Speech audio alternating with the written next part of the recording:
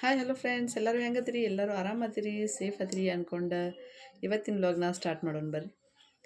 ಎಲ್ಲರದು ಮೊದಲನೇ ಸಂಪತ್ ಶುಕ್ರವಾರದ ಪೂಜೆ ಮುಗಿದದ ಅಂತ ತಿಳ್ಕೊತೀನಿ ರೀ.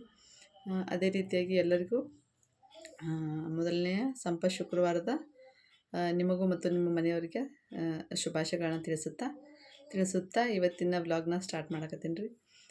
ಏನಪ್ಪ ಇವತ್ತಿನ ವ್ಲಾಗ್ ನಾನು ನಿಮ್ಗೆ ತಿಳಿಸ್ಕೊಡುವಂಥ ವಿಷಯ ಅಂತಂದ್ರೆ ಅಗದಿ ಈಸಿಯಾಗಿರುವಂಥ ಮೆಥಡ್ ಐತ್ರಿ.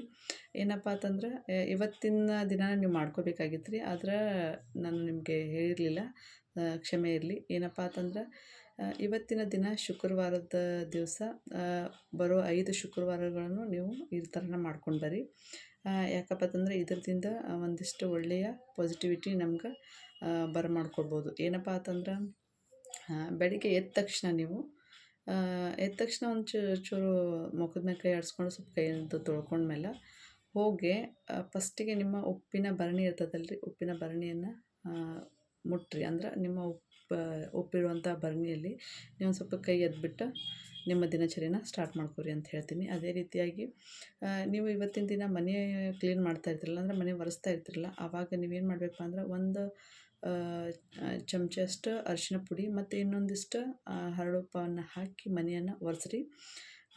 ಆಮೇಲೆ ಇದು ಒಂದು ಅಲ್ಲದೆ ಇನ್ನೊಂದು ರೀ, ನೀವು ಸ್ನಾನ ಮಾಡುವಾಗ ಒಂದಿಷ್ಟು ನಿಮ್ಮ ನೀರಿನ ಬಕೆಟ್ಗೆ ಒಂದು ಸ್ವಲ್ಪ ಚಿಟಿಕೆ ಅರಿಶಿನ ಪುಡಿಯನ್ನು ಹಾಕ್ಕೊಂಡು ನೀವು ಸ್ನಾನವನ್ನು ಮಾಡೋದ್ರಿಂದ ನಿಮ್ಮ ಮನೆಯಲ್ಲಿ ಆಗಿರ್ಬೋದು ಅಥವಾ ನಿಮ್ಗಾಗಿರ್ಬೋದು ನೆಗೆಟಿವ್ ಎನರ್ಜಿಗಳು ನಿಮ್ಮನ್ನು ಅಟ್ರ್ಯಾಕ್ಟ್ ಮಾಡಿರ್ಬೋದು.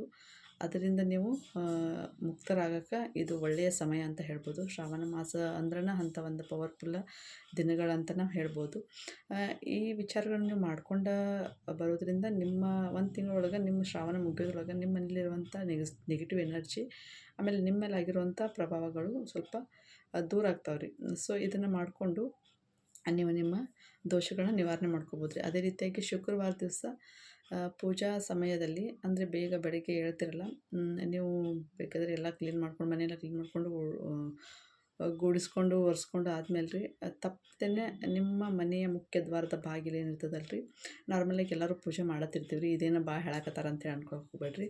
ಅದನ್ನು ಏನಪ್ಪ ಅಂದ್ರೆ ಅರಿಶಿಣವನ್ನು ಕಲಿಸಿಬಿಟ್ಟು ಫಸ್ಟಿಗೆ ನೀವು ನಿಮ್ಮ ಹೊರಸಲಿಗೆ ಅಂದರೆ ನಿಮ್ಮ ಹೊರಸಲು ಇರ್ತದಲ್ಲ ರೀ, ಹೊರಸಲಿಗೆ ಅದು ಅರಿಶಿಣವನ್ನು ಮಿಕ್ಸ್ ಮಾಡಿ ಕಲಿಸಿರುವಂಥ ಅರಿಶಿಣವನ್ನು ಪೂರ್ತಿ ಬಾಗಿಲಿಗೆಲ್ಲ ನೀಟಾಗಿ ಹಚ್ಕೊಂಡ್ಬಿಟ್ಟು ಅದ್ರ ಮೇಲೆ ನೀವು ಅರಿಶಿಣ ಮತ್ತು ಕುಂಕುಮನ ಇಟ್ಕೊಂಡು ರಂಗೋಲಿದು ಹಾಕ್ಕೊಂಡು ನಿಮ್ಮ ಪೂಜೆಯನ್ನು ಇದು ಮೊದಲನೇ ಶುಕ್ರವಾರದಿಂದ ಸ್ಟಾರ್ಟ್ ಮಾಡ್ಕೋಬೇಕಾಗ್ತದೆ ರೀ. ವಿಷಯ ಒಂದು ಸ್ವಲ್ಪ ಲೇಟಾಗಿ ತಲುಪಿದ್ದಕ್ಕೆ ಕ್ಷಮೆ ಇಲ್ಲರಿ. ನಾನು ಹೇಳುವಂಥ ಈ ಟಿಪ್ಪು ಈ ವಿಷಯ ನಿಮಗೆ ಇಷ್ಟ ಆಗಿತ್ತಪ್ಪ ಅಂದ್ರೆ ಒಂದು ಲೈಕ್ ಕೊಡಿರಿ. ಹಂಗೆ ವಿಡಿಯೋ ಯಾರಾದರೂ ಹೊಸದಾಗಿ ನೋಡಕತ್ತಿರ ದಯವಿಟ್ಟು ಒಂದು ಸಬ್ಸ್ಕ್ರೈಬ್ ಮಾಡ್ಕೊರಿ.